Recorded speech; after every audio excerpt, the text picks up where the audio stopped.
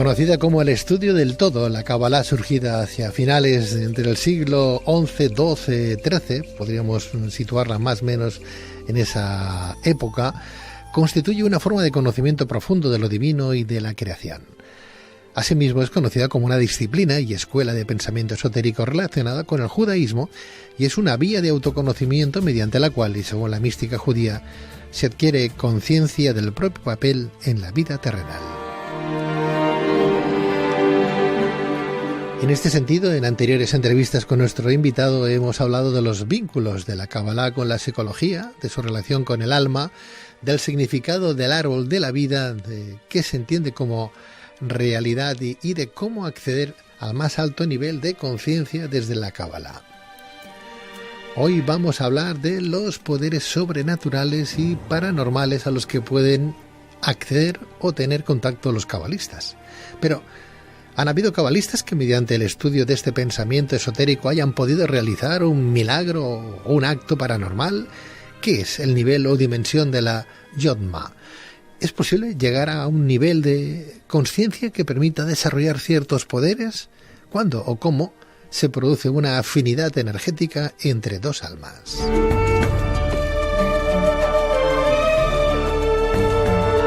Para responder a estas y otras preguntas tenemos con nosotros al doctor Mario Javier Sabán, doctor en Filosofía por la Universidad Complutense de Madrid, doctor en Antropología por la Universidad Rovira i Virgili de Tarragona, doctor en Psicología por la Universidad Ramon Llull de Barcelona, presidente de la Fundación Tarbut Sefarat para la difusión de la cultura judía, profesor de Kabbalah, escritor y autor de numerosos libros como por ejemplo La Kabbalah, la psicología del misticismo judío, de la editorial Kairos.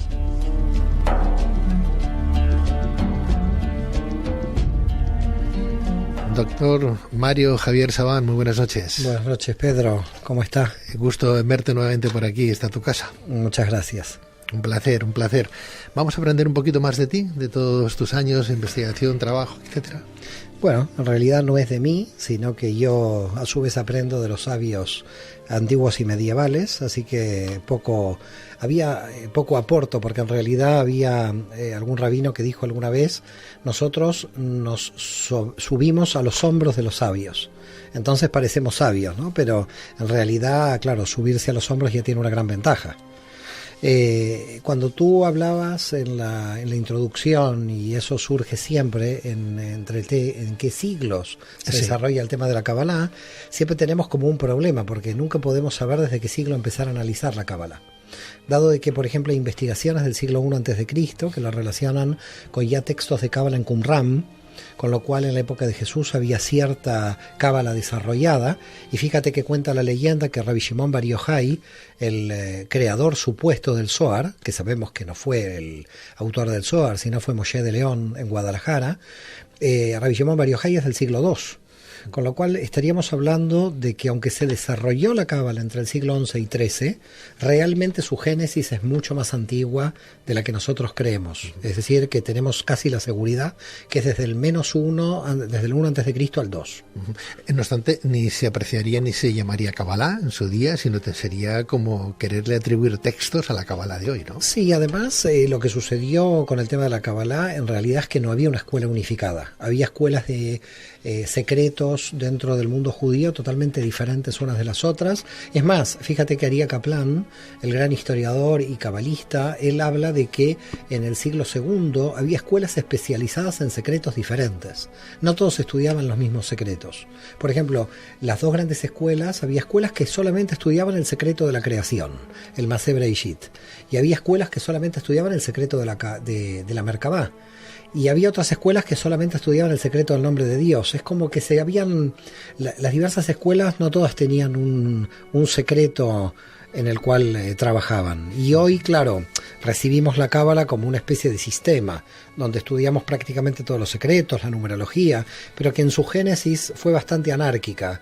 El nacimiento. Cada grupo se especializó en otro secreto. Bueno, de alguna manera algo similar a la propia Biblia, ¿no? A la Torá. Sí, en cierto modo sí, pero bueno, el tema de la Biblia es mucho más antiguo, ¿no? El tema del canon de la Biblia, estamos hablando por lo menos del siglo VI a.C. Pero el canon de la Biblia católica, no cristiana, que sería otro canon. Bueno, en realidad estamos hablando de la Biblia antes que el cristianismo existiera. Por lo tanto, estamos hablando, tampoco, podríamos hablar de la Biblia judía, pero es que tampoco, porque la Biblia judía se cerró en el siglo II. Aunque la Biblia, llamémosle Antiguo Testamento, el Antiguo, sí, para el año 515 a.C. estaba cerrada en su canon. ¿Qué me dices, sí? Sí, en el 515 estaba cerrado el canon, solamente que había 2 textos que quedaron fuera, que es el Cantar de los Cantares, que todavía no se sabe si estaba escrito, había debate, y el libro de Esther. Pero la historia de Esther todavía no había existido, porque Esther es del año 380 a.C. Con lo cual en el 515 ya está cerrada la Biblia hebrea. O de Deuteronomio, por ejemplo, ¿no? Que es muy antiguo, 900 años antes del nacimiento de Cristo, 800, ¿no? Sí, bueno, sí, algunos lo llevan al 1100. Es decir, el Antiguo Testamento, tal como nosotros lo conocemos hoy, sin el Cantar de los Cantares y sin el libro de Esther, está cerrado en el 515 antes de Cristo. Así que 5 siglos antes del nacimiento del cristianismo ya la Biblia estaba prácticamente toda escrita, En cualquier caso, leyendo por ahí, como antes bien apuntabas, la Cábala, dónde apareció, cuándo apareció, ¿no? En ese siglos que no se llegan a conjugar muy bien. Cuando hablamos un poquito de esa Biblia, ¿no? Dices, bueno, ¿cómo puede ser que 72 libros o 73 libros, los que tiene la Biblia en sí, ¿no? Que ese compendio de libros tenga tantos años y de forma tan dispar? O sea, que estamos hablando de 900 años desde el primer texto hasta el último texto, ¿no? Y todo eso aglutinado en ese Antiguo Testamento, ¿no? Lo que hoy llamamos la Biblia. Entonces, la revelación de Dios a través de los hombres, pero con el tránsito, con el cambio, con los argumentos que cada uno entendía, lo que querría significar aquello. Bueno, la Cábala eso es muy claro, porque nosotros siempre decimos luz sobra, lo que falta es recepción. Lo que falta es el receptor, y cada libro tiene una recepción diferente de acuerdo al siglo y de acuerdo a la mentalidad del profeta que recibe ese tipo de revelación. En definitiva, tú vas a hacer un análisis de realidad subjetiva diferente de mi realidad, y va a depender esa realidad de acuerdo al sujeto. Al final la física cuántica está diciendo eso: cuando el observador observa, modifica la realidad. Lo está modificando en ese momento. momento. ¿Cuántas realidades hay? Porque cada vez que tú estás observando la realidad y yo la estoy observando, parece que la estamos modificando al mismo tiempo. Mario, no obstante, antes hablabas, dices, bueno, quitándote tu mérito, ¿no? Que te basas en los sabios de hace siglos atrás. De aquí a cientos de siglos también pensaremos lo mismo de ti, ¿no? Bueno, la gente se apoyará. No lo sé, pobre gente. En Mario Sabán. Si les pasará eso, yo lo lamento por ellos. Bueno, porque esto queda en los anales de la historia, queda ahí grabado, queda ahí guardado, ¿no? Y entonces algún día alguien, a lo mejor en algún momento determinado, escucharán esta entrevista. Mira, sucede lo siguiente con el tema de la Cábala, que es sí un tema misterioso. Un rabino se gradúa de rabino, por llamarlo de alguna manera, que es lo que se llama la ordenación. Se ordena de rabino, ¿ok? Entonces aparece en la biografía rabino, no tienes otra alternativa, ¿no?, de poner en la biografía. El tema de los cabalistas es que nadie que ha estudiado la Cábala nunca se dijo que era cabalista a sí mismo. Claro. Solamente cuando muere, el reconocimiento de sus obras hace que la tradición lo considere, porque de alguna manera cabalista no es un título. Es decir, si te aparece una persona y te dice soy cabalista, que sepas que ya podríamos decir que no lo es, porque no existe el título del cabalista. Estás en terreno... No, estoy en terreno de la tradición. Complicado, ¿eh? No, complicado no, yo te explico cómo es la tradición, no terreno complicado. Es decir, lo digo porque hay gente que, tanto hombres como mujeres, que van de cabalistas por la vida. Está bien, pero el que es cabalista se lo considera luego de fallecido. Porque si esa obra, de alguna forma, está de alguna manera influenciando o es recibida. Porque fíjate que Kabbalah, como nivel de recepción, Kabbalah es medio misterioso. Yo siempre digo, la Kabbalah es la recepción de la tradición, pero en realidad hay algo más secreto en la Kabbalah. Y te digo que te voy a decir algo que no lo explico a los alumnos. Así que ya que estamos, los oyentes gracias. van a tener algo, porque Kabbalah también se relaciona con un verbo hebreo que quiere decir ver la realidad paralela. Ver la realidad paralela. Uh-huh. Porque en hebreo Kabbalah también quiere decir ver lo paralelo que se oculta. Uh-huh. Y entonces, claro, también la Kabbalah es, estoy sospechando que aquí hay una realidad oculta que no la puedo ver y que la Kabbalah me permite ver. ¿Ok? Entonces, cuando estamos hablando de Kabbalah es recepción, pero también es ver el paralelo. Antes de ver esa realidad paralela, tú tienes hoy tu pensamiento, te basas en los sabios, como tú bien decías, pero tú aportas también tu conocimiento, tu investigación y tu puesta al día de la cábala y de todo lo que hay, ¿no? Está claro. Vamos evolucionando y lo que antes no se entendía hoy le damos una explicación y aquello queda reflejado como un anexo, como una adenda, como un añadido más a lo que ya nos dijeron los sabios, con lo cual tú eres el sabio de hoy, que apoyado o no en los sabios de ayer, mira, pues sigues. Pero sí entiendo lo que dices. Eso va a ir cambiando, modificando un poco la cábala de aquí a 1000 o 2000 años, entienda. Entonces la cábala de aquí a 2000 años, como la de hoy, entiendo yo que no es la misma de hace 2000 años atrás. No, nunca es la misma, pero va viendo. Lo que sí queda claro para todos, y queda claro a lo largo de la historia, que la cábala es un conocimiento que lo podríamos denominar prescientífico, que se adelanta de alguna manera intuitivamente a lo que la ciencia luego por experimento o por una razón teórica puede llegar a demostrar. Entonces en realidad si tú lo analizas profundamente, el cabalista tiene por su experiencia personal podríamos llamar una intuición, un conocimiento intuitivo que hoy todavía no está demostrado, probablemente, pero que luego, con el tiempo, probablemente ese conocimiento se va a demostrar. Porque el cabalista lo que trata de describir es lo que siente en su interior, de alguna manera, en su esencia más profunda, y por lo tanto, al conectarse en su esencia más profunda, de alguna forma va realizando un trabajo muy interesante, porque es un trabajo paradójico. Yo te voy a tratar de explicar la paradoja porque esa paradoja es muy bonita. A medida que la persona entra en sí misma, la persona sale de sí misma. Es decir, a medida que yo voy tratando de conectar con mi alma, llega un momento que yo no estoy conectado con mi alma, estoy conectado con la luz reflejada del cosmos dentro mío. Es decir, en un nivel de profundidad sucede una cosa muy misteriosa.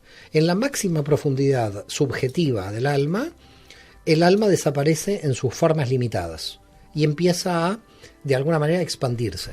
Se ve más allá del cuerpo, se ve más allá de sí misma. Entonces, lo curioso es que parece ser que la cábala estaría profundizando sobre el sujeto, que es lo que en ese sentido hace la psicología, porque la psicología profundiza sobre el sujeto, pero lo hace en una profundidad mental y por lo tanto se queda en la definición de identidad de la mente. En cambio, la cábala sale de la mente y dice que la energía que tiene el alma es una energía cósmica, que no es una energía entrópica del yo. Y en ese sentido sucede ese gran misterio, esa gran paradoja. En la máxima profundidad del yo termina la aniquilación del yo. Si es una profundidad real. Si es una profundidad que no es real, puede quedar en la entropía de la mente. Si queda en la entropía de la mente, es un refuerzo del yo. Queda claro que la psicología va por el refuerzo del yo, porque en general cuando alguien va a un psicólogo, a veces la autoestima está por el suelo. En la Kabbalah es una situación como no contraria, pero complementaria. Ahora que tú tienes una buena autoestima, porque tu yo está fuerte, ahora yo te lo voy a aniquilar. Ahora estoy con la posibilidad de aniquilarte. Pero no te lo aniquilo porque estoy contra el yo, sino porque en realidad te lo estoy profundizando. Lo que estás haciendo es profundizar al yo, expandirlo. No sé si me estás siguiendo el análisis. Perfectamente. Sí. Entonces, la paradoja se resuelve cuando el yo se descentra. Ahora, desde el punto de vista de la mente, es muy... Entonces, perdona, ¿qué es más importante, el yo, el ego o el alma? Lo más importante es la nada. El vacío. Es cuando todo eso desaparece en la no forma. El problema de la mente es que la mente no puede captar la no forma. Entonces, ¿qué hace la mente siempre? Busca un punto de apoyo. Es decir, imagínate buscar un punto de apoyo en la nada. No hay punto de apoyo en la nada. Y eso es lo que hace la mente. La mente crea un punto de apoyo en la nada, porque en el universo es la nada, y la mente crea un punto de apoyo. ¿Por qué? Porque si no, no puede tener forma ninguna. No puede construir una idea. Entonces ahí, ¿la fe dónde la pones? ¿Dónde la sitúas? La fe en todos lados. Y la fe quiere decir en hebreo confianza. Yo tengo confianza que todo esto tiene un sentido. La fe está por todas partes. La fe entendida como confianza. O, si tú lo entiendes como un control institucional religioso, eso para mí no es fe. Hay que ver dónde tienes el tema de la fe, cuál es el concepto de fe. ¿Qué es fe para ti? Fe para mí es libertad. Libertad. Sí, fe para mí que es libertad. ¿Se puede tener fe sin conocimiento? ¿Se puede tener fe sin conocer la Biblia, la Torá, la Kabbalah? ¿Se puede tener fe? Yo creo que el camino de la verdadera confianza es el conocimiento. Creo que el Pero cuanto más conocimiento, uno más puede llegar a perder la fe, ¿o no? La fe infantil, sí. La fe en el otro nivel, no. Estamos hablando de la fe profunda. Por eso, aquí siempre hay que tener cuidado con el término fe, porque a mí me chirría, sobre todo porque no está, si está o no relacionada con la raíz del hebreo. En hebreo el término fe no existe. Es la traducción de emuná, que quiere decir confianza. Entonces, la cuestión es, ¿tengo confianza que esta mesa tiene un sentido? Sí, la mesa tiene un sentido porque yo apoyo las cosas en la mesa. Listo, esta mesa si tiene sentido, tengo fe. Entonces tú me vas a decir, ¿tienes fe en la Torá? ¿Tienes fe en la Biblia? No, yo te estoy hablando de la fe que me da la libertad de entender que cada cosa tiene un sentido. En realidad, si cada cosa tiene sentido, ¿qué es lo que quiere decir confianza? El nihilismo, que es el sinsentido de toda la realidad, tiene sentido también para la Cábala. Es un jaque mate el nihilismo, porque el nihilismo que dice que no tiene sentido, la Cábala dice que el paso por el no sentido tiene un sentido profundo, que está más allá del sinsentido. De alguna manera le da ese jaque mate a Nietzsche y de alguna manera se sube a la mística. Pero el místico tiene que caminar con el nihilista, porque el camino del místico es el mismo camino del nihilista. Mario, perdóname, es un tema que a mí me gustaría, ya que vamos a tocar también esos milagros que pueden acaecer dentro de esta disciplina, ¿no? A través de los cabalistas o personas que se han profundizado mucho en la Kabbalah, ¿no? Hablamos de la Biblia, por ejemplo, y la Biblia ha tenido muchísimas interpretaciones desde el punto de vista cristiano o católico, ¿no?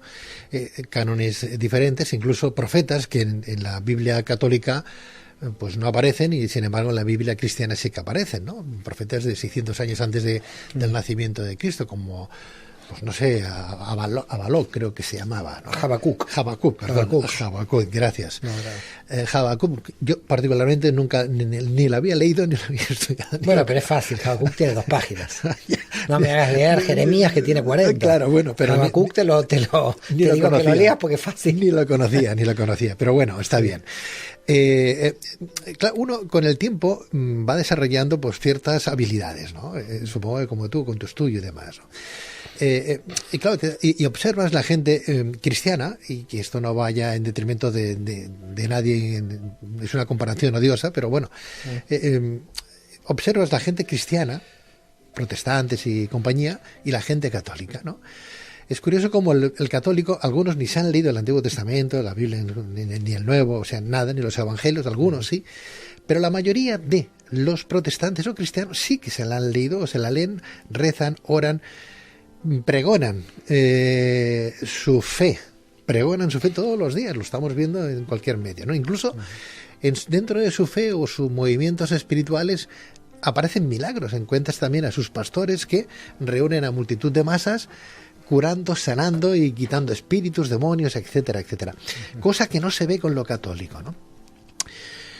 Uno piensa, bueno, ahí hay un poco más de superstición que no en la parte católica también, y la gente que sigue un poquito más ese camino, al margen de, estoy hablando a título muy general, pues quizás, a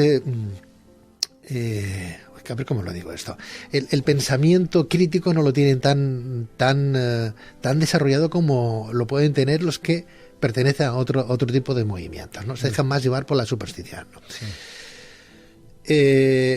Claro, uno puede llegar a perder la fe, esa fe no de niño, sino esa fe que uno quiere desarrollar, que no superstición, y encontrar a su Dios crístico en un momento determinado. Entonces, para que eso no ocurra, no perder la fe, o para reencontrarla, ¿qué tenemos que hacer, Mario? A ver, el tema es el siguiente. Yo no vengo aquí a dar fórmulas matemáticas para salvar a nadie.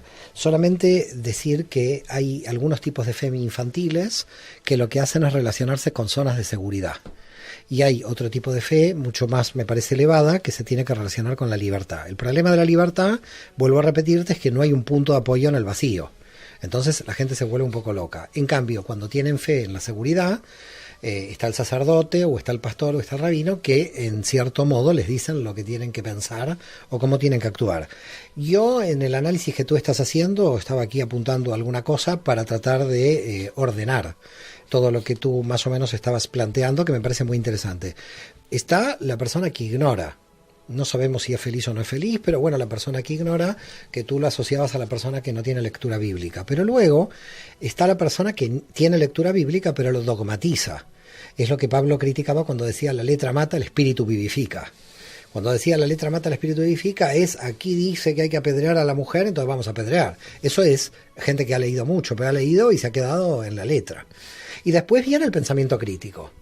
Es que eso viene después de la lectura. Entonces yo te haría una especie de tripartito. Claro que estoy en Cataluña, de hablar de tripartito no sé, pero haría una especie de tripartito. Primero la persona no lectora.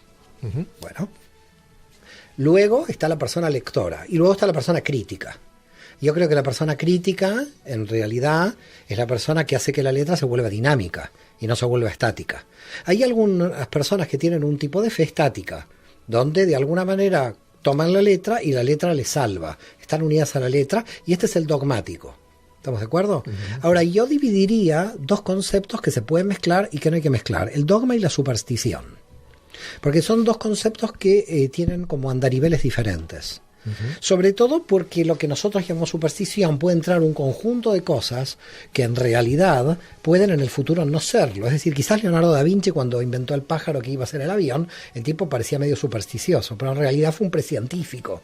Entonces, lo que Maimónides dice en la Guía de los Perplejos, cuidado, que no está lo racional y lo irracional, está lo metarracional. Y lo metarracional es lo que yo considero que es irracional, pero que como en el avance científico se considerará racional, pero no es irracional. Entonces, vivir en un mundo donde el mundo es la racionalidad y la superstición es un mundo muy complicado, porque en la superstición estamos poniendo cuestiones precientíficas que en algún momento van a pasar a ser racionales. Entonces, que alguien hoy te diga, mira, he visto que me ha hablado mi abuela, el alma de mi abuela, hoy desde el pensamiento racional de la Ilustración francesa, dices, este tipo tiene una superstición. Ahora viene en algún momento, dentro de 20 años, la física cuántica y dice, ¿sabes que el alma de la abuela la pesamos? Hablamos con la abuela. ¿Qué ha pasado? Que la ciencia muchas veces discrimina dentro de la superstición lo que luego va a ser racional o irracional. Pero hay que tener cuidado que en la superstición, que es lo oculto, se esconde también cuestiones racionales aún no probadas, que es lo que Maimónides dice, está lo metarracional. Entonces yo no dividiría el mundo entre el pensamiento crítico y la superstición. Porque cuidado que en la superstición puede haber elementos de verdad que en el secreto nosotros, por el avance científico, los consideramos superstición, pero que en realidad no tienen nada de superstición. No sé si me estás entendiendo el problema que tenemos aquí. Perfectamente, sí, sí. Por ese motivo hay que tener mucho cuidado cuando hablamos del término superstición. Porque en el término superstición puede estar mezcladas ambas cosas. Lo que es la imaginación y lo que es una realidad futura que se puede llegar a dar y que en muchos casos en la historia se ha dado y que en algún momento la gente creía que era una superstición y que después se entendió que no era ninguna superstición, sino que había un pensamiento lógico. Yo no sé, Mario, doctor Sabán, si esa superstición, en un caso que te voy a plantear el día de mañana, a través de física cuántica o no, tendrá una resolución. El ejemplo, un niño con hepatitis C en casa, que amarillo, hígado fatal, mamá cristiana, ¿no? Conoce a un pastor evangélico, que con multitud de masas cura, sana y hace milagros. Le dice al niño, bueno, le dice ese pastor que van sale en televisión y dice, bueno, todas las personas enfermas que toquen la televisión en este momento, la pantalla de la televisión, sanarán, ¿no? Niño de 14 años toca la pantalla de la televisión cuando ese sanador está orando y pidiéndole a Dios que sane a todas las personas que están tocando la pantalla, y la hepatitis C, dice la mamá de este niño, que desaparece. Y el niño se va a jugar al cabo de unos minutos. No sé si eso es superstición, no lo es, ¿qué es? Bueno, yo no acabo de entender. Sí, podría entender que la mano de Dios está ahí, en la pantalla de la televisión, pero me cuesta bastante entenderlo, ¿no? Mira, nosotros tenemos un tipo de energía que aún no podemos saber qué niveles de energía estamos tenemos operativos. Dado que si el casi 95% de nuestro cerebro está operando de un modo que nosotros no sabemos cómo opera, quiere decir que tenemos un montón de situaciones energéticas que se están dando en la realidad que para nosotros son ocultas, que es lo que estamos hablando del mundo paralelo. Fíjate algo interesante que tiene que ver con lo que estamos aquí, ¿no? Que es el concepto de milagro. El concepto de milagro para la Kabbalah es que el milagro no es ningún milagro, solamente que el milagro es que el hecho que está sucediendo, de alguna forma, es que aparenta ser un cambio en las leyes de la naturaleza, pero no es un cambio en las leyes de la naturaleza, sino es ver la naturaleza en sus más profundas leyes. Es decir, en realidad lo que estaría diciendo la Cábala es que si tú estarías viendo realmente profundamente esta mesa, la mesa desaparecería porque estarías viendo los átomos, no estarías viendo la mesa. Entonces yo te estaría diciendo, mira los átomos. Entonces nosotros dos podemos llegar a la conclusión, wow, estamos mirando los átomos. Cualquiera que pase por aquí nos va a tratar de locos a los dos, porque ellos no están viendo los átomos, están viendo la mesa. Pero la realidad de la mesa son los átomos que la conforman. Por lo tanto, ¿qué sería un milagro? Un milagro no es un milagro, es solamente cambiar el orden de la percepción de la naturaleza. Es una buena escapada física, doctor.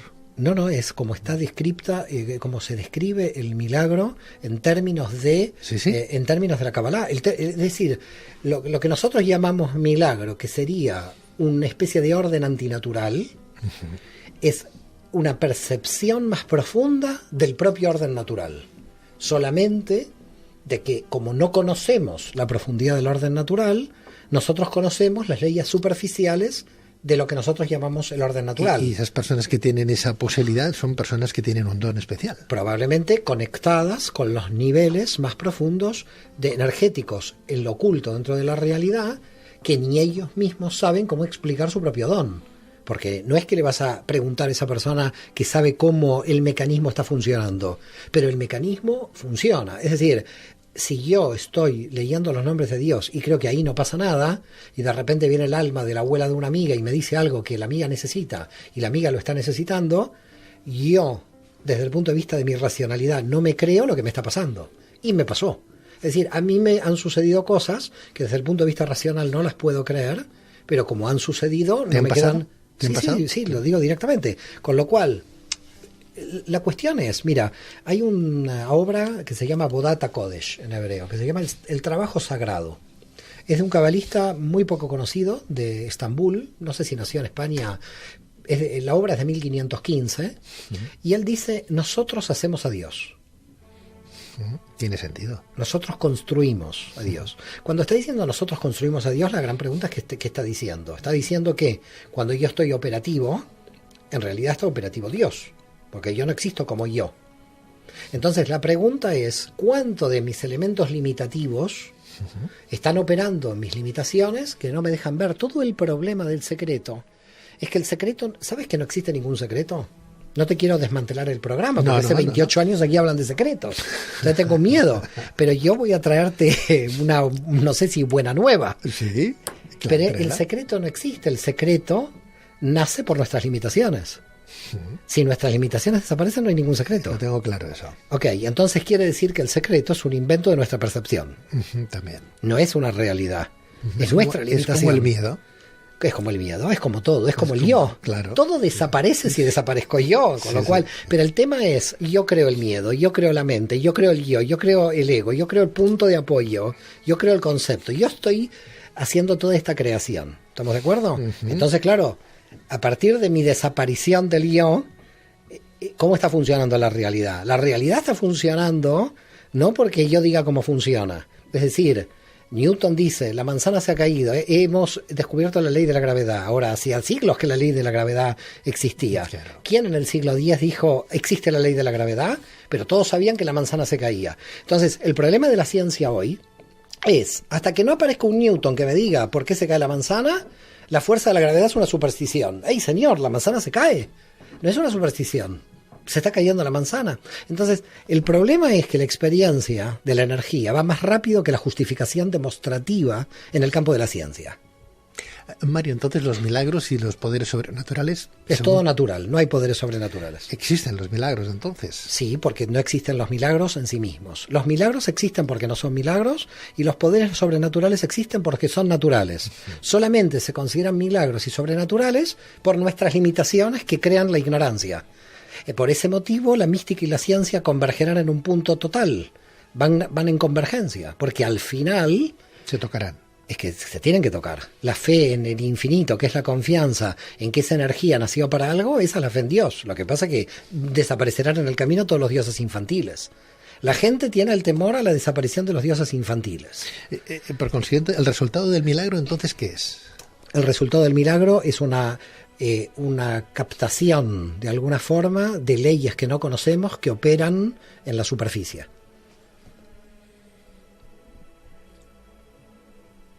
El otro día nos enviaban desde Roma una productora 14 capítulos de una producción televisiva que están ofreciendo a diferentes televisiones de los milagros del Vaticano, lo que se ha llegado pero que nadie ha difundido nunca, a diferencia de otras corrientes religiosas, ¿no? Si le damos una explicación tan lógica al milagro, hemos perdido un poquito esa relación con lo divino, Mario. No, la relación con lo divino se profundiza. Si yo a no ser que quieras un diosecillo a tu medida. Bueno, es que la mayoría de las gentes han creado un dios a su medida. Eso es idolatría. Eso es una transferencia de tus miedos. Yo sé que me van a quemar mañana, ya lo sé. No, bueno, vamos a hacer 2, 3, 4. Aquí Jordi Forti, aquí anda, claro, pero es que la mayoría de la gente se ha hecho un dios muy particular. Claro. Solamente acuden a Dios cuando tienen una necesidad. Ah, claro, bueno, es el dios a prueba de todo, el que tenemos ahí a mano. Claro, yo entiendo, pero eso es una cosa muy infantil. Ese es el ataque al paganismo. El paganismo tenía el dios de la belleza, el dios del amor, el dios de esto, el dios del micrófono. Entonces, el dios del micrófono es Pedro Riga. Entonces, gracias. Entonces, tenemos que aumentar un poco nuestro ego para no aburrirnos. Dejémoslo atrás al ego. Entonces, sí. si le podemos dar, no sé, si quitándole ese mérito, ese valor al milagro en sí, no sé si estamos dejando... Yo te entiendo, el sufrimiento que tienes. Tenemos un montón de cuestiones infantiles. La religión, la nacionalidad, son cosas que nos entretienen. Nos encanta lo infantil. Yo por eso que yo valoro tanto a las personas que son de otras confesiones y de verdad, con sus hechos, con sus palabras, con sus demostraciones, comulgan con lo que dicen evangélicos, ¿no? Por ejemplo, ¿no? A mí me sobrecoge que gente que no tiene mucha cultura, por ejemplo, pues tienen ahí, se leen su Biblia, ¿no? Y se la leen y te hablan de profetas que uno ni sabía que existían, ¿no? Sí, sí. Y otras personas, grandes eruditos, pues no se han leído nunca la Biblia y te dan unos sermones tremendos, ¿no? Te podría hablar incluso hasta de algún sacerdote que está más para allá que para acá, ¿no? Entiendo. Con lo cual uno ve... no sé, hay como una lucha interna, porque dices, bueno, a mí me educaron dentro de la religión católica y me explicaron ciertas normas, pero es que la gente que comula con mi pensamiento a lo mejor no sigue tanto la Biblia como las otras personas que con la misma Biblia, con los mismos hechos, los mismos profetas, se la tragan todos los días y que comulgan con los hechos. En una me hablan de milagros, en otras no me hablan de milagros. Ahora sí. ¿Por qué ahora la Iglesia Católica habla de los milagros? Incluso hacen series de televisión. Hay algo ahí que se está perdiendo. Tenemos que volver a nuestras raíces. La gente es más lista, tiene más pensamiento crítico porque más personas saben leer, saben entender las cosas, o al menos son unos buscadores de estas historias que desde pequeño nos han contado, que no se abrieron los mares, ¿no? Hay cosas que hay que entender, que en aquel tiempo la gente se hablaba en parábolas, había mucha metáfora y que no había que leerse ni a día de hoy la Biblia a pies juntillas, literalmente, sino extrapolar lo que ahí se está diciendo, ¿no? Sí, claro. Yo te entiendo. Yo pasé por ahí, Yo pasé por ahí. Estás como sufriendo un poco lo que estás diciendo, es ¿no? como perder un poco la fe. Sí, no es perder la fe, es perder la infancia. No es perder la fe, es madurar. Es un problema de madurez, porque madurez implica un sufrimiento. Entonces, el problema no es un tema de fe, es decir, cambias el nivel de la fe. No es perder la fe, es perder la fe infantil. Es perder la fe infantil. En ese sentido, si tú asocias la fe a esa fe infantil, sí. Pero, digamos, si una persona que tiene 50 años va a seguir siendo católica o cristiana porque cree en los Reyes Magos y no en la ética de Jesús, estamos perdidos. Es decir, es ahí donde está la fe infantil o la profundidad. En hebreo hay una palabra muy bonita para decir profundidad, porque además se nota que es profunda, es decir, como que golpean. Omek. Omek quiere decir, ¡pah!, como que pegó profundamente, ¿no? En la religión, como en todo, no solo en la religión, te podés quedar en la superficie, y por lo tanto uno se vuelve superficial y tampoco pasa nada. O te podés meter en la profundidad. Cuando te metes en la profundidad es un problema, porque en la profundidad desaparece el Papa, los Reyes Magos, desaparecen un montón de cosas. Es decir, cada vez que tú profundizas más la realidad, vas aumentando el escepticismo. Frente a esa fe infantil desaparece. Pero la conexión directa con la energía del infinito se va haciendo cada vez mayor porque te va sacando a todos los intermediarios. Lo que pasa que para sacarte a todos los intermediarios, que es tu religión, tu nacionalidad, tu papá y tu mamá ni hablemos, eso lo trató Freud, cómo sacarte a todos los intermediarios, a la gente se le vuelve muy difícil. Entonces dice, bueno, ¿qué hago con la figura de mi papá? Se la pongo al Papa Francisco. ¿Qué hago con la figura de mamá, de la Virgen María? La gente necesita cogerse de alguna parte, ¿ok? Porque de alguna forma no puede entender que los Reyes Magos no existan. Entonces, la cuestión es, si la fe es una fe infantil, lo que hace la profundidad de la mística es esa fe ponerla en jaque. Yo te diría en jaque mate, y por eso el dolor de la persona. Pero misteriosamente ese místico, en el fondo se vuelve más creyente en términos de la fe en tanto confianza, en tanto de que todo tiene sentido. Fíjate que el pagano, la persona que tiene al diosesillo cercano, esa persona ve el sentido de la superficie, el sentido superficial, porque espera que los Reyes Magos le den un regalo. El que va hacia la profundidad ya pierde ese sentido de superficie, está operando sobre el sentido profundo de la realidad. Pero acá no hay que ser crítico con nadie, cada uno está en el nivel que puede aguantar. Porque el tema de ir destruyendo los diversos dioses que tú tienes, esto es muy difícil. Mario, aquí hablas de dejar atrás lo que nos rodea de alguna manera, lo superficial, ¿no? Lo anecdótico, por otra parte, ¿no? Desde papá, mamá, desde otra escala, sino el papá, la iglesia, etcétera, etcétera, y ir directamente al gran hacedor, a Dios, ¿no? En el supuesto de que existiera ese Dios que nadie ha visto. Lo que pasa y no es es una realidad que hemos imaginado por necesidades psicológicas. Lo que pasa que si nosotros lo imaginamos por necesidad, quiere decir que existe. ¿Tú crees? Si lo hemos creado de alguna manera, porque lo hemos proyectado. También hemos creado Alien, el octavo pasajero. Sí, pero de todas maneras, lo que pasa es que en el profundo todo lo creado son formas diferentes de realidades reales. Hasta la imaginación, hasta la mentira tiene función en esta realidad.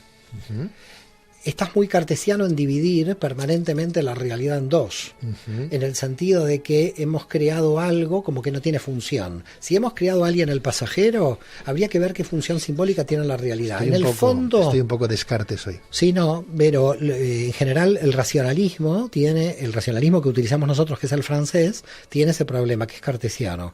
Antes de analizar, divide. Y después analiza, porque le da forma. No puede analizar desde la no división. Este es el principal problema. Por eso, antes de entrar a debatir con alguien cartesiano, le tenés que sacar del cartesiano. Le tenés que sacar de la división. Porque yo, si me meto en tu división, piso al palito. Es decir, ¿qué quiere decir piso al palito? Me metí y me volví cartesiano yo también a la respuesta. Porque me estás metiendo en la dualidad. Me estás metiendo en el mundo de la luz y la oscuridad. Me estás diciendo, lo que no se entiende, también lo hemos creado. Mira, lo que no se entiende si lo hemos creado, es que lo hemos creado por una función simbólica. En realidad, en el fondo, lo que estaría diciendo la Cábala es, me olvido de Dios y de la fe infantil. Todo lo que existe, existe por una función. Y ese instrumento, cuando vive para sí mismo, es diferente que cuando vive por su función. Cuando el instrumento vive para sí mismo, muere, porque dejó de trabajar por su función. Cuando el instrumento sigue por su función, pervive, porque lo que hace pervivir es el sentido de la función del instrumento. Por lo tanto, cuando nosotros somos infantiles, nos gusta el instrumento, pero no entendemos muy bien la función. Cuando tú te metes en el contenido, empiezas a entender la función. Cuando entiendes la función, ya no idolatras el instrumento, entiendes por qué ese instrumento fue creado. Nosotros creamos un montón de instrumentos que no tenemos ni idea por qué han sido creados, pero que si profundizaríamos en la realidad, entenderíamos el sentido que tiene ese instrumento.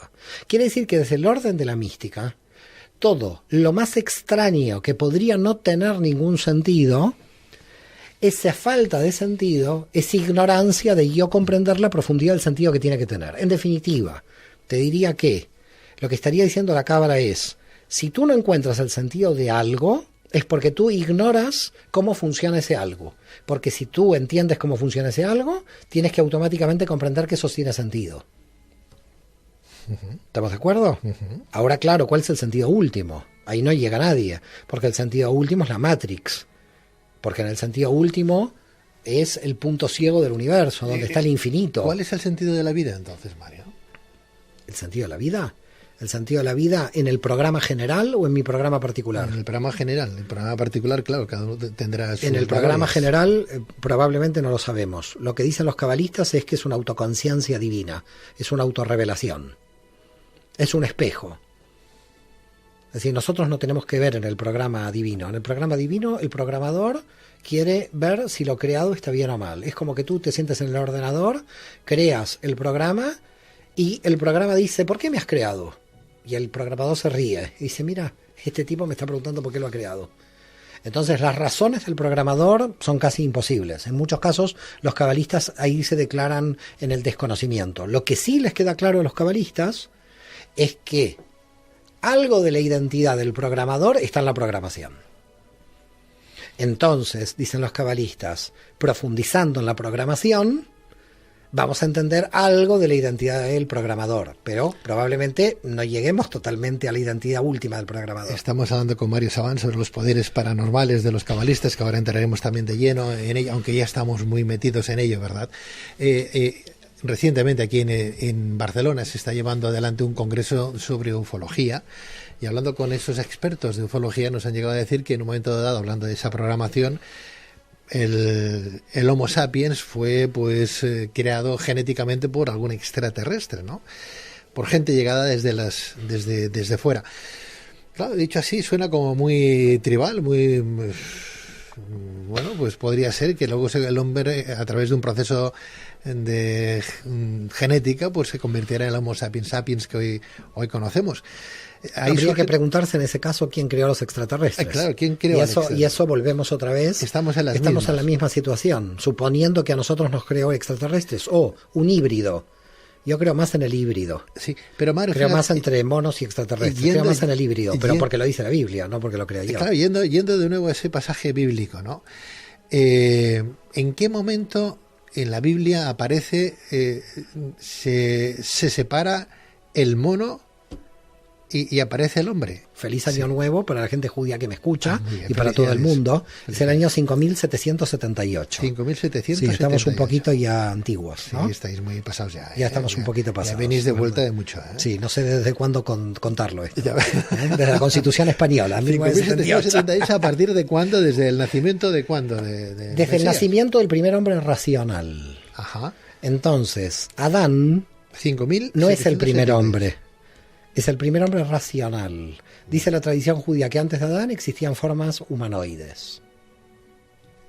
¿Me arqueas la ceja por algún motivo Sí, especial? porque siempre, literalmente, la gente cree... Sí, te arqueo la ceja porque la gente cree, literalmente, que Adán es el primer hombre. Claro, es que sí. No es el primer hombre. Estamos en ese infantil, ¿no? Estamos otra vez en lo infantil. Sí. Adán es el primer hombre racional, que tuvo conciencia de ser hombre. Tanto es así que la tradición dice que cuando dice que Adán y Eva tuvieron hijos e hijas, que no sabemos qué hijos e hijas son, esas Caín, hijas e Abel. hijos, no, Caín, Abel, Set, a estos se los nombra, pero además hay otro versículo donde no se los nombra y se dice tuvieron hijos e hijas, a estos no se los nombra cuántos hijos e hijas tuvieron. Dice la tradición que estas son formas humanoides, porque cuando se nombra a la persona es que tiene conciencia de ser quien es. Sí. Claro, los nombrados, los que tienen identidad, son porque saben la identidad que tienen. Cuando son hijos e hijas, no tienen ni idea cuál es su propia identidad. La autoconciencia, para la tradición, produciría... ¿Me está siguiendo? Sí, perfectamente. Produciría de alguna manera el hombre racional. Entonces, que hayan existido formas humanoides anteriores, ni fu ni fa, en términos de la cábala. Pero, Mario, el diluvio, dicen, cronológicamente lo valoran en 8.000, 9.000 años atrás. No, el diluvio se valora en 20.000 10.000 años atrás, porque Jericó es una ciudad que más o menos ya para el 15.000 o 12.000 antes de Cristo ya existía como ciudad. Ciudad estamos hablando de 30 habitantes o 50. Bueno, o sea que el hombre no era consciente entonces, porque si estamos hablando de 5.778 años y nos vamos a 20.000, entonces... No, porque en realidad... ¿Estuvieron 15.000 años sin conciencia? No, yo te explico. En realidad, el 5.778 no es un número que lo puedes tomar literal. Lo tienes que tomar totalmente simbólico. No, claro, no estamos. No estamos. No, yo te voy a explicar por qué motivo. Una cosa es la historia, claro, y otra cosa es lo que dice el texto bíblico a nivel literal. Claro, pero si me hablas de 20.000 años atrás, que el hombre ya, por ejemplo, una de las ciudades de Sumeria, ya eran más que conscientes. Estamos hablando de 3.000 años antes de Cristo, o sea que estaríamos hablando en ese periodo más o menos de lo que tú me estás diciendo. El periodo que marca la tradición judía de 5.778 coincide con el nacimiento de Sumeria, Caldea y Egipto. Es decir, con el nacimiento, pero antes el hombre tenía cierta cultura. Claro, y conciencia también. La pregunta es que nos metemos otra vez en lo cartesiano, cuando el hombre tiene conciencia o no tiene conciencia. La cuestión es, el Neandertal tenía conciencia, el otro no. Si nos metemos ahí tenemos un problema, porque también los animales tienen cierto nivel de conciencia. Claro. Entonces, ¿qué hacemos? ¿Hasta dónde nos vamos? Sí, no, pero es que claro... pero hay que tener cuidado en la definición de conciencia. Sí, pero nos quedamos en números, Mario. Fíjate que tú me has dado unos datos que tampoco... Si yo fuera una persona muy... no dual, sino muy concreta, muy racionalista, me quedo con 5.000 y ahí me muero, me jubilo con esos 5.778. Por ese motivo el racionalismo tiene un problema, porque no entiende lo simbólico. Es decir, como no entiende lo simbólico, si el racionalista es literal, porque cree lo que lee, estamos perdidos, que es tu crítica a la lectura del texto del Génesis. ¿Estamos de acuerdo? Uh-huh. Es decir, si tú crees lo que estás leyendo, es una crítica. Si tú te coges de algo en esta realidad en forma literal y no simbólica, volvemos al tema de que estás analizando la superficie y no estás analizando lo que sucede simbólicamente. Es que lo que me ponen en la superficie son 5.778 años. Porque en la superficie también te ponen 2017, sí, y tú como cristiano festejas el 2017. Sí. Pero Jesús nació el 6 a.C. Sí. Entonces debería festejar el 2023. Sí, ¿Y por qué sigue festejando el 2017? Sí. A ver, volvemos otra vez. Igual que celebro la Navidad cuando no toca. Celebras la Navidad cuando no toca, porque en realidad todo lo que hacemos es simbólico. Claro. No tiene que ver con el momento que toque, porque en realidad cuando tú cumples años, cumples 40 vueltas alrededor del sol. Entonces, tampoco tiene ningún sentido literal. ¿De qué estamos, Mario? A ver si queda claro. Entonces, ¿con qué me quedo? Con nada. Y cuando te quedas nada, te liberas. Libérate, quédate con nada. ¿Por qué estás desesperado en tener un punto de apoyo? Claro, es que estás desesperado. Es que ¿por qué te desespera? El mundo tiene el problema. ¿Quién fue la mujer de Caín? No sé, no aparece en el texto bíblico la mujer de Caín. ¿Cómo hubieron descendencia? ¿Dónde está la descendencia? Los hijos de Caín. Pero es que no sabemos ni el nombre. Pero es que no sabemos el nombre de las 1000 mujeres de Salomón tampoco. Sí, sabemos de una o dos, pero no de todas. Tampoco sabemos quiénes son las. Es decir, yo entiendo lo que tú estás diciendo, pero lo que tú estás diciendo tiene como un problema. La búsqueda de una certeza desesperada te va a llevar a la desesperación. No, yo por ti lo digo. Yo porque ya me preocupa. Me tomaré un par de pastillas. No, me estoy preocupando.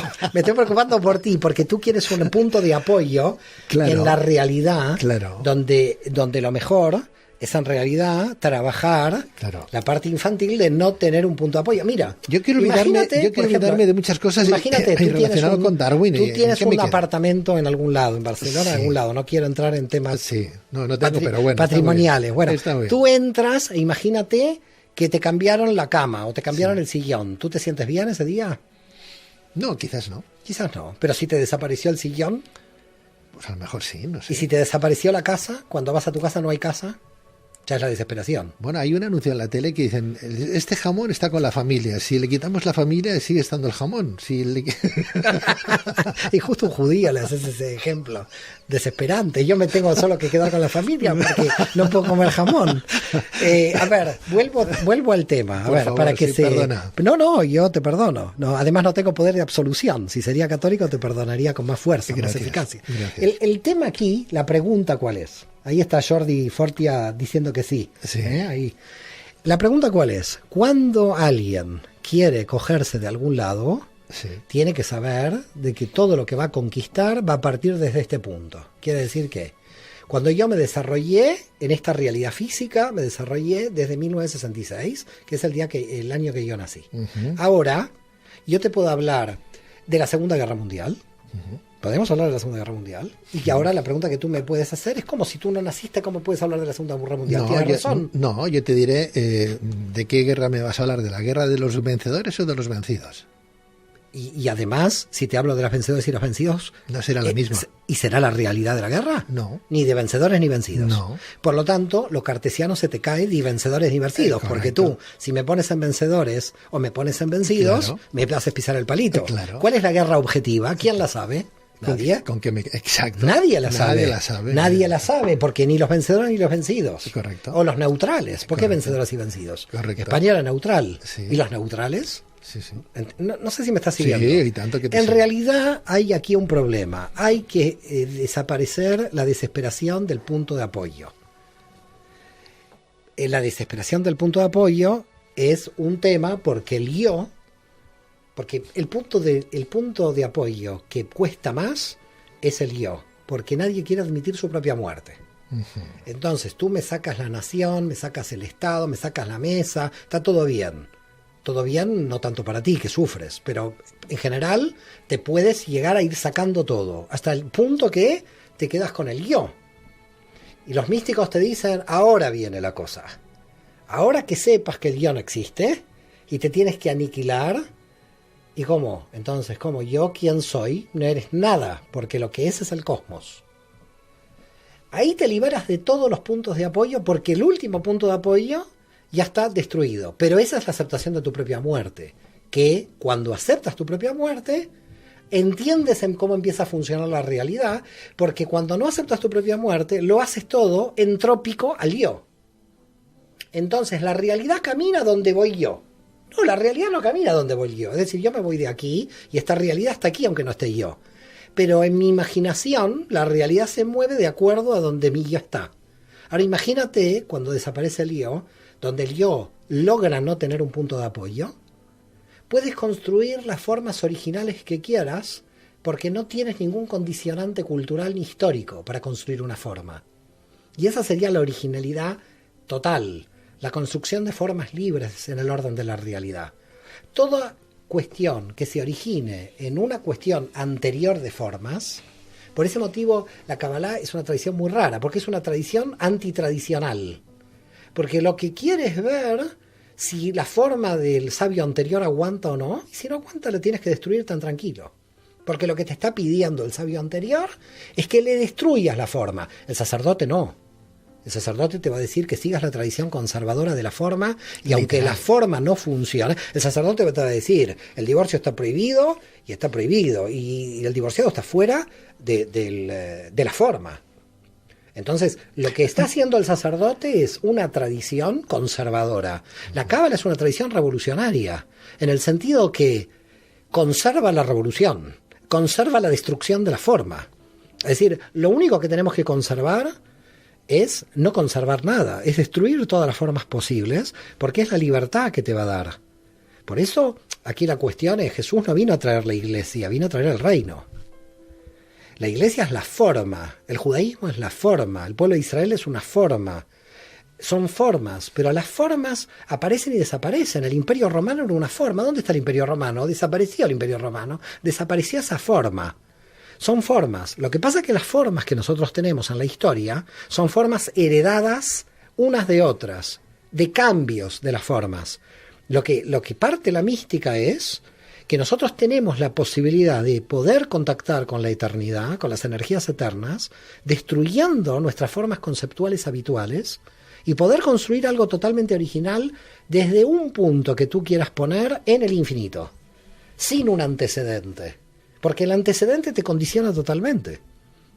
Yo tengo que estar consciente que a mí el judaísmo, y a ti el cristianismo, y al otro el islam, y al otro el ateísmo, y yo que sé, nos están condicionando. Lo que está pidiendo Dios no es que sea judío, cristiano o qué. Lo que está pidiendo es que entiendas el sentido de la realidad. El camino que quieras tomar, tómalo. Ahora, si el camino lo que me está haciendo es llevar un punto muerto, donde me quedo con un dogma infantil, bueno, mucha gente por miedo se pone ahí, no hay problema. Hay que respetar a la gente que queda atrapada en ese camino sin salida. Pero lo que está diciendo la mística es que cuidado, que el camino, la salida que tiene es al infinito, no es al dogma. Si te estás poniendo un dogma, es porque tú estás cerrando algo que te da temor No poder ver más allá de los límites. Claro, es que también somos muy cómodos, Mario. A la gente no le gusta trabajar, ¿no? Y que se lo den todo hecho. Yo no sé si habrán muchos, en este caso desde mi religión, la católica, no sé, habrá muchos sacerdotes que conozcan la Kabbalah, no lo sé, ¿no? Si están dentro de esa línea, o se han quedado también en ese estudio infantil. Hay un sacerdote que yo puedo dar fe, uno o dos, que saben profundamente temas de Kabbalah, como la Merkabah, que por ejemplo es el director del Instituto Jesuita de Moscú, que es doctor en teología por la Universidad de Granada, y tiene unos libros interesantísimos sobre la Cábala, porque si un cristiano quiere entender el Apocalipsis, que se empiece a estudiar Cábala, porque no tiene forma de entender el Apocalipsis sin la Cábala hebrea. Porque el Apocalipsis es totalmente simbólico, en general, si se lo toma literal no llegas a ninguna parte. Y muchas veces cuando un cristiano me dice, yo vengo de la cultura cristiana, ¿quieres un libro profundo de Kabbalah? Tienes ahí el Apocalipsis, tan tranquilo. El Apocalipsis de San Juan es uno de los libros de Kabbalah más profundos. La cantidad de números que hay, los 12.000 por cada tribu, los 144.000 que serán salvados, las 7 trompetas al final del Apocalipsis.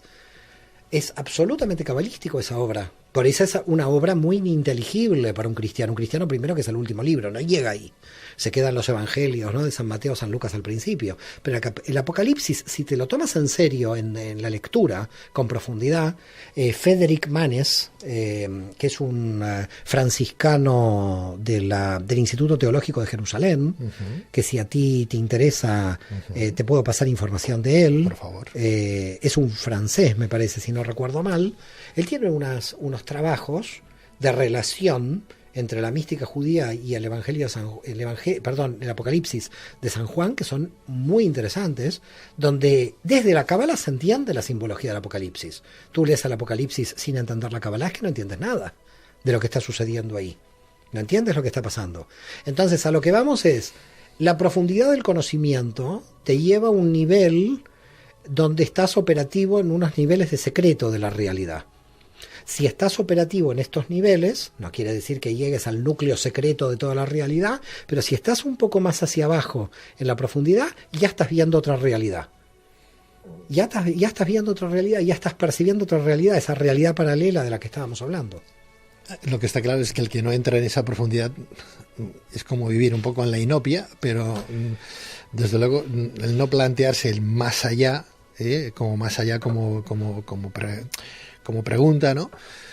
Desde luego le quita cierta inquietud a su vida. En realidad le quita felicidad. Le quita felicidad porque el camino del crecimiento es doloroso, pero el resultado es muy fuerte, claro, compensa. Pero ¿quién quiere ese camino? El camino es cuesta arriba. En sí. este caso no es cuesta abajo. Pero cuando vas cuesta arriba, puedes ir poniendo mojones en el camino para decirle a tal individuo, mira, he pasado por aquí y pudo volver, y te puedo contar. La gente en general puede tener miedo a decir, uy, ¿dónde está el miedo? Donde hay un camino donde no tienes mojones, te lo estás abriendo tú. Por eso San Juan de la Cruz va a decir, cuando se terminaron todos los caminos, el camino eres tú. Entonces, claro, si el camino eres tú, ya ni el Papa, ni nadie, ni ningún rabino me está diciendo lo que tengo que hacer, ahora me quedé solo. Hasta que no estás solo, realmente el camino real no lo encuentras, porque todos los demás son caminos señalizados por los demás. Señalizados por la nación, por el Estado, la religión, el orden de la cultura. De todas maneras, todo eso hay que aprovecharlo, porque los que transitaron por ahí fueron gente que algo del camino, o mucho del camino hicieron. Claro. Entonces, yo no estoy como dejando esos caminos de lado. Yo estoy diciendo, lleguemos hasta los límites de todos los caminos y construyamos nuestro propio camino a partir de superar los límites. Vale, ¿cómo llego entonces a construir o a tomar conciencia para desarrollar mis poderes paranormales? Primero, tratar de no querer desarrollar los poderes paranormales. Es decir, que la persona que quiere desarrollar algún poder tiene que tratar de aniquilar su yo y tener una humildad real. En el sentido de que si quiere estar unido a la energía cósmica, tiene que no creerse nada egocéntrico. Tiene que tratar de liberar para afuera.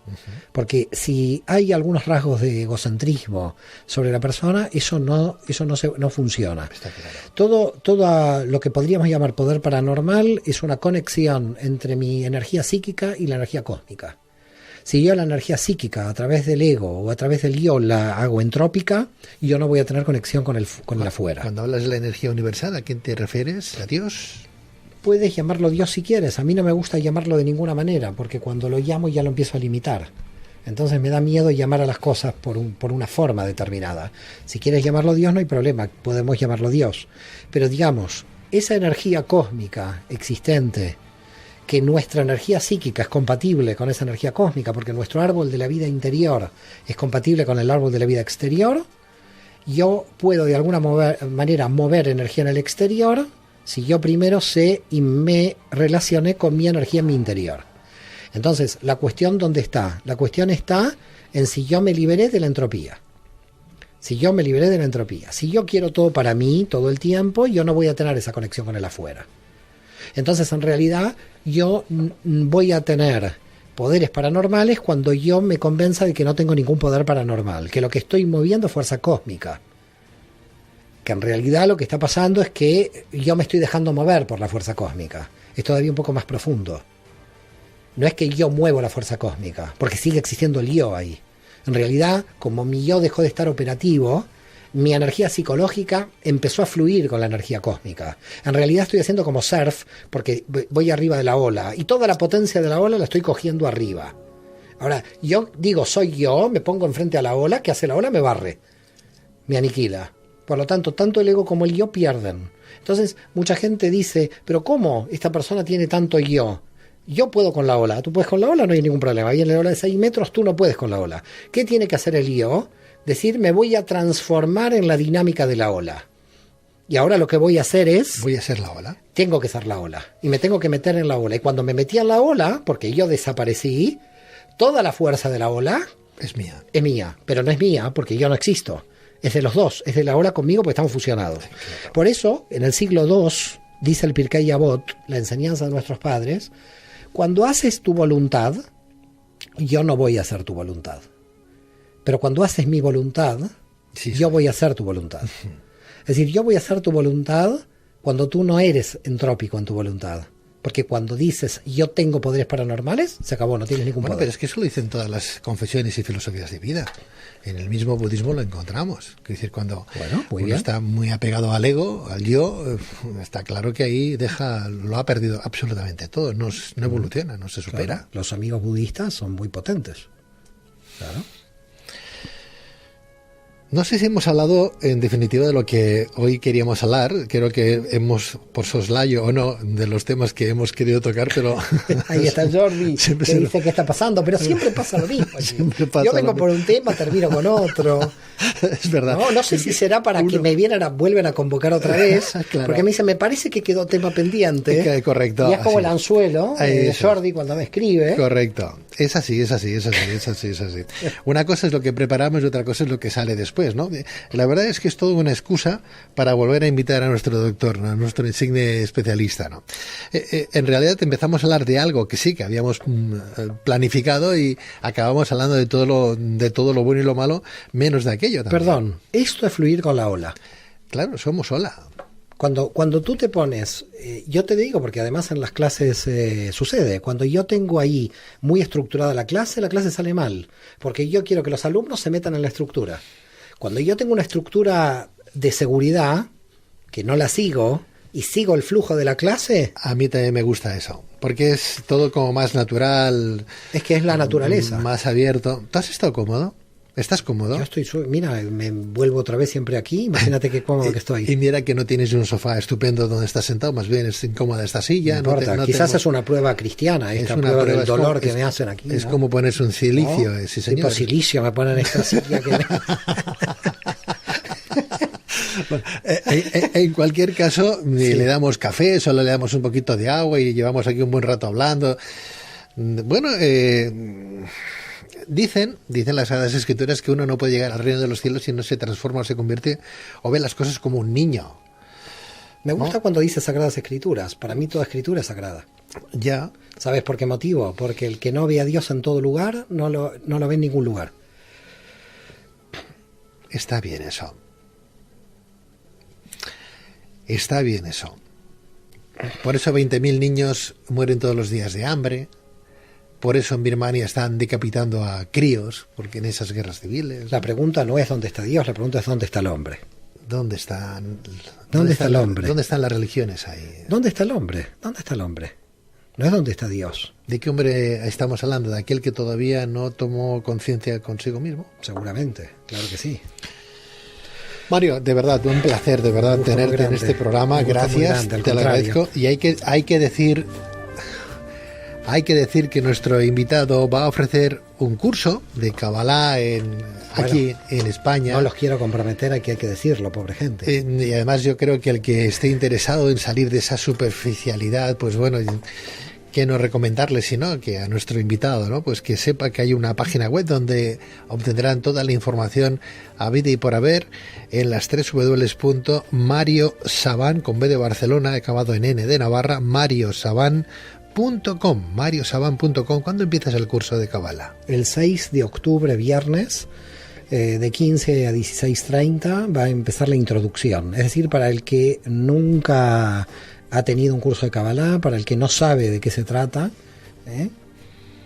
de esto va. Sobre todo empezamos con el árbol de la vida, ¿no? Y las diferentes dimensiones, y luego las 22 letras hebreas, y luego los 72 nombres de Dios. Hacemos una cosa como... ahora viene el curso, que es el próximo 6 de octubre, y el curso lo tienes ahí muy presente. Después de que hayas hecho el curso, si te parece, hablamos de ese árbol de la vida que hoy teníamos que haber hablado, entre otras cosas. Muy bien, yo aquí estoy, sí. Me comprometo. mariosaban.com, apuntaros a ese gran curso de Kabbalah que viene a dar nuestro especialista Mario Javier Saban, doctor en filosofía, doctor en antropología, doctor en psicología, licenciado en derecho, presidente de la Fundación Tarbut Sefarat, profesor de Kabbalah, escritor y autor de la Kabbalah, la psicología del misticismo judío, de la editorial Kairos. Doctor, muchísimas gracias, un placer. Gracias, Pedro. Cuídate, buenas noches. Gracias.